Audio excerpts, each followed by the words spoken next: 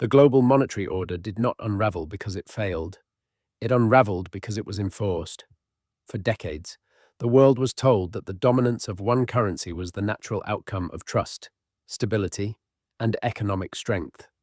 But what happens when a country is removed by force for pricing its oil differently? What happens when currency choice is treated as a security threat? In January 2026, that question stopped being theoretical. The system revealed its mechanism, its boundary, and its fear. This is not a forecast of collapse. This is the moment the structure exposed itself. And once that happens, the end is no longer avoidable. Before the world saw Venezuela as a crisis, it was a cornerstone of the modern energy economy. Long before sanctions, shortages, and hyperinflation, the country occupied a central position inside the global monetary order built after the Second World War. Venezuela's oil reserves were identified in the early 20th century, but their true strategic value emerged decades later. By the 1970s, Venezuela had become one of the founding members of the Organization of the Petroleum Exporting Countries and one of the largest crude exporters in the world. Its oil flowed primarily to the United States, where refineries in Texas and Louisiana depended on Venezuelan heavy crude. This trade was not merely commercial, it was monetary. Every barrel was priced and settled in United States dollars. Those dollars did not remain in Venezuela. They were recycled back into the United States through imports, weapons purchases, and United States Treasury bonds. The same currency used to buy oil returned as financing for American debt. This loop was the foundation of the petrodollar system. Oil created permanent global demand for dollars. That demand allowed the United States to run deficits without facing immediate currency collapse. As long as energy trade required dollars, the system appeared stable. Time, 0.3s, neutral, and voluntary. Participation carried benefits. Oil exporters gained access to capital markets, financial infrastructure, and implicit security guarantees. Exit carried consequences. But for decades, exit was hypothetical. Venezuelan governments before the turn of the century accepted the arrangement. The system worked as long as oil remained dollar-denominated and reserves stayed inside the dollar framework. This was not enforced daily. It did not need to be. Its power came from the assumption that no serious producer would ever challenge it. That assumption ended in 1999. Time 05s. The challenge did not begin as a confrontation with the United States. It began as a question about sovereignty. When Hugo Chavez assumed the presidency in 1999, he inherited a country rich in resources but constrained by its position inside a system it did not control.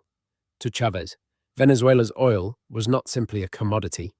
It was leverage that had been surrendered through habit rather than necessity. He questioned why the world's largest proven oil reserves were bound to a single settlement currency, why revenue flowed outward while monetary power remained concentrated elsewhere, why access to markets depended on submission to a financial architecture designed beyond Venezuela's border. Time, 0.5s. The first steps were cautious but symbolic. In 2000, Chavez visited Iraq during the sanctions era and announced oil for goods exchanges. These transactions were small, but their meaning was not. They bypassed dollar settlement entirely. What followed was structural change. New hydrocarbons legislation transferred majority control of oil projects to the Venezuelan state. Foreign corporations were forced to cede ownership or withdraw. Long-term agreements with China replaced dollar financing with infrastructure investment repaid in oil. Subsidized shipments to Cuba were exchanged for doctors and teachers rather than currency. Each decision reduced exposure to the dollar system. None of them were isolated. Together, they formed a coherent strategy. By 2008, Chavez was openly advocating the creation of a world beyond dollar dominance. He proposed regional currencies, expanded cooperation with China, the Russian Federation, and Iran, and framed the petrodollar as a tool of external control. For the first time in decades, the system faced a visible and persistent challenger. The response was measured at first. Systems built on long-term dominance rarely react to initial defiance with force. They observe, test limits, and apply pressure indirectly. As Venezuela moved from rhetoric to construction, the reaction shifted. Withdrawal from the International Monetary Fund and the World Bank severed formal channels of financial influence. Public calls for a new reserve currency challenged the legitimacy of the existing monetary order itself. These moves were not ignored. They were catalogued. Direct intervention was unnecessary in the early years. Other instruments were available. In 2002, an attempted coup briefly removed Hugo Chavez from power. Although official denials followed, later disclosures confirmed external support for the effort. Within 48 hours, the coup collapsed. Chavez returned, strengthened rather than weakened. Political pressure followed. A recall referendum in 2004 was backed by extensive funding, media campaigns, and international support for the opposition. It failed. Chavez secured nearly 60% of the vote. When leadership could not be removed through political means, strategy shifted again. Economic pressure replaced electoral maneuvering. Sanctions, capital restrictions, and financial isolation were introduced incrementally, shaping long-term vulnerability rather than immediate collapse. The objectives did not change. Only the timeline did. When Hugo Chavez died in 2013, the structure he had built did not disappear. His successor, Nicolas Maduro, inherited a country already positioned outside the dollar system and a confrontation that had not been resolved. The system had waited. Now it would tighten. Under Nicolas Maduro, the direction did not soften. It became irreversible. While international attention shifted toward governance and legitimacy, the financial trajectory remained unchanged. Venezuela continued to reduce its reliance on the United States dollar while deepening economic ties with China and the Russian Federation. This persistence triggered a transition from pressure to containment. In 2015, the United States formally declared Venezuela a national security threat. Targeted sanctions followed, marking the opening phase of coordinated financial warfare. 2 years later, those measures expanded dramatically. United States companies were barred from purchasing Venezuelan oil. Hundreds of thousands of barrels per day lost their primary customer overnight. Dollar-denominated assets held abroad were frozen, cutting off access to Venezuela's own reserves.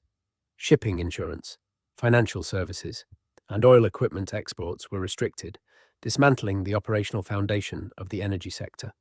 The effects were structural, not accidental. Venezuela's oil infrastructure depended on United States technology.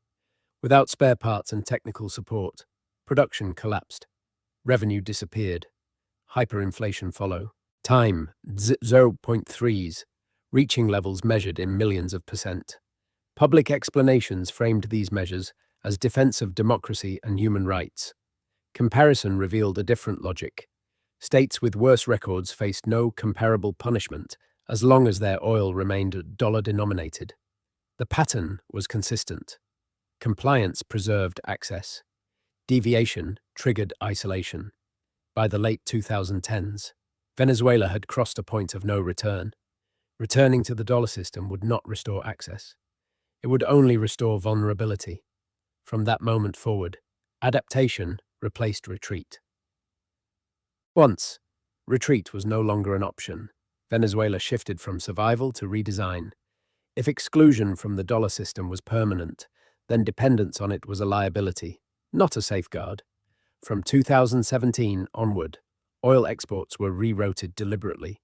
China became the primary buyer, with transactions settled in yuan rather than United States dollars. India followed, purchasing crude in rupees under arrangements that bypassed Western financial channels.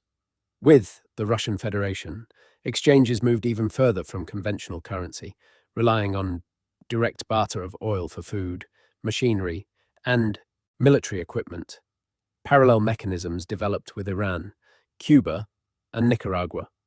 Bilateral clearing systems allowed trade without touching dollar-based settlement networks. Debt owed to China from earlier infrastructure loans was repaid in oil shipments instead of cash, converting financial obligations into physical flows. Each channel reduced exposure to sanctions. Together, they formed an alternative architecture. By 2025, approximately 900,000 barrels per day were being sold through non-dollar arrangements. At prevailing prices, this represented tens of billions of dollars in annual energy trade, no longer reinforcing United States monetary dominance. This was not an isolated experiment. The Russian Federation was selling millions of barrels per day outside the dollar system. Iran had done the same for years. Even long-standing partners of the United States were exploring partial diversification. Non-dollar oil trade was no longer marginal. It was measurable, coordinated, and accelerating. The petrodollar was not eroding slowly. It was being replaced incrementally. The shift became irreversible when temporary workarounds turned into long-term commitments. In late 2025, Venezuela and China announced an agreement that went far beyond oil sales. China committed tens of billions of dollars to rebuild Venezuela's oil infrastructure. Refineries, pipelines, ports, and production facilities would be restored and expanded over multiple years. In return, Venezuela would supply more than 1 million barrels per day to China, with every transaction settled in yuan. This was not a circumvention of sanctions. It was a structural realignment.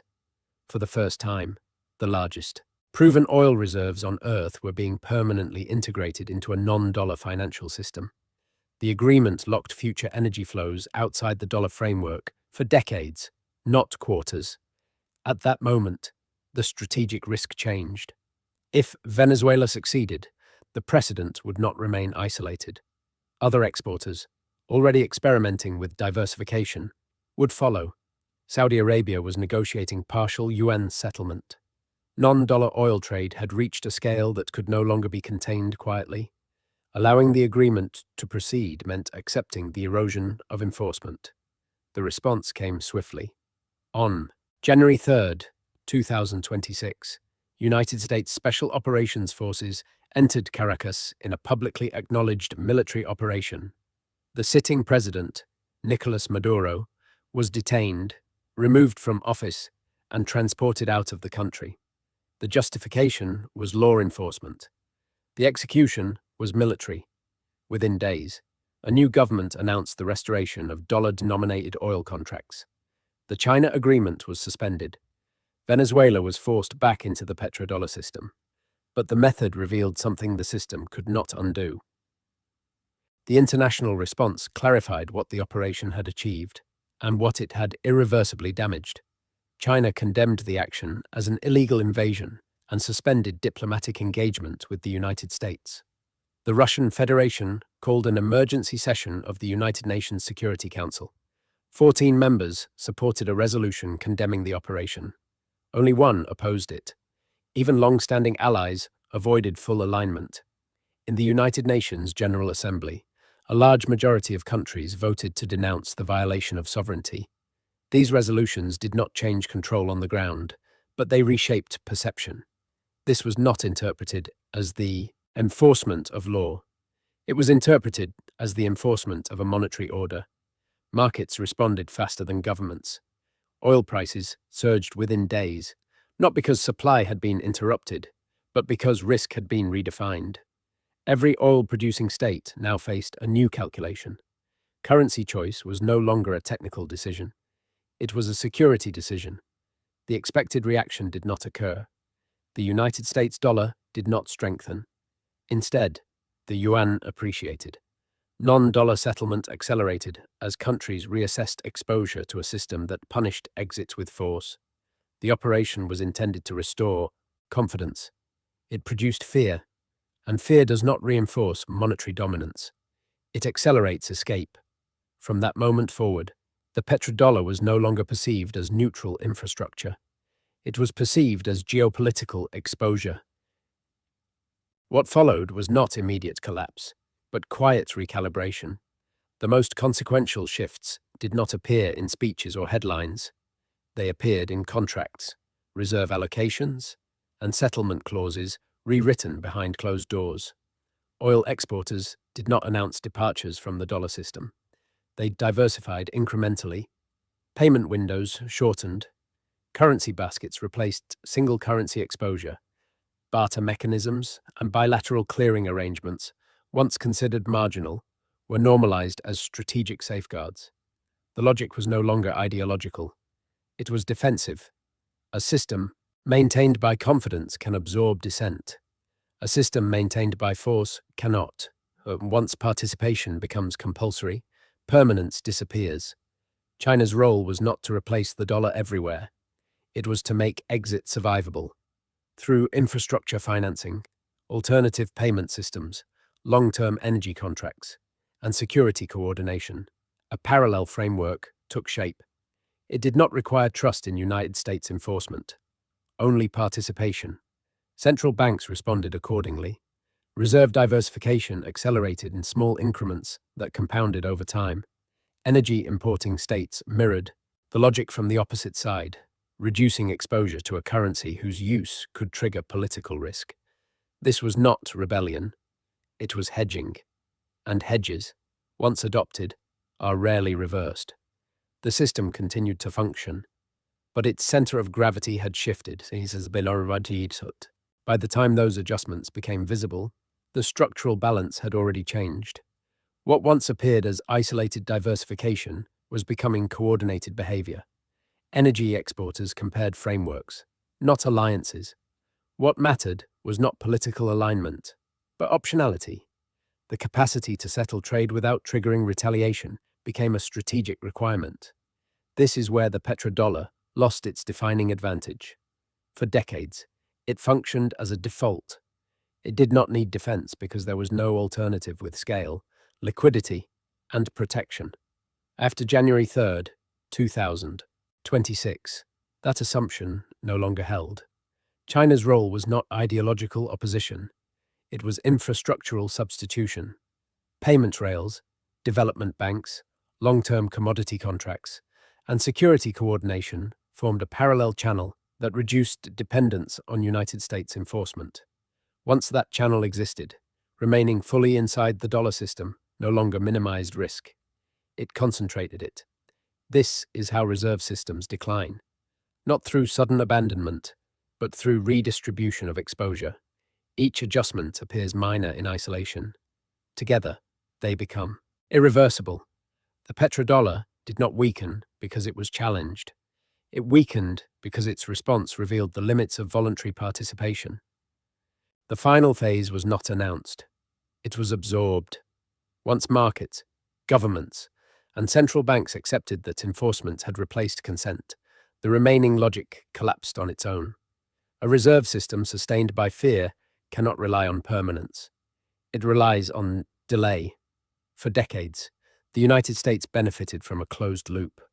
Oil priced in dollars generated global demand. That demand financed debt, consumption, and military reach without immediate constraint. When the loop weakened, the cost did not disappear. It moved inward. Energy prices transmitted through supply chains. Import costs rose as currency dominance softened. Monetary policy lost flexibility as inflation and debt limited response. The privileges of reserve status eroded faster than the obligations attached to it. What replaced the old order was not a single challenger. It was fragmentation, multiple settlement systems, multiple reserve currencies, multiple security guarantees. The petrodollar did not end because Venezuela was invaded. It ended because the invasion demonstrated that the system no longer functioned on trust. That moment will not be remembered for the operation itself. It will be remembered for what it revealed. Eighth, currency system enforced by force is already in decline. Once that truth becomes visible, the transition cannot be reversed. Ban. Komwon toi tiep tuk fan tiep theo hong. The story does not end with resolution. It ends with exposure. For half a century, the dominance of the United States dollar rested on a belief that it was indispensable, liquid, neutral, accepted everywhere because it worked better than the alternatives. That belief allowed the system to operate without constant enforcement. January 3rd, 2026 changed that perception permanently. In one act, the mechanism was revealed. Leaving the dollar system was no longer treated as a market decision. It was treated as a security threat. From that moment forward, participation became conditional, and conditional systems do not inspire long-term loyalty. Countries did not abandon the dollar overnight. They adjusted, they diversified, they prepared, because once the cost of exit is known, the incentive shifts from commitment to timing. This is how monetary orders end. Not with collapse in a single moment, but with recognition. Recognition that the rules have changed. Recognition that dominance is being preserved by force rather than function. The invasion of Venezuela will not be remembered as a successful enforcement action. It will be studied as a case example, a demonstration of how a system reveals its own fragility when it can no longer rely on consent. The petrodollar era did not end because Venezuela was important. It ended because the world learned what happens when a country tries to leave. And once that lesson is learned, the system's fate is sealed. Ilum.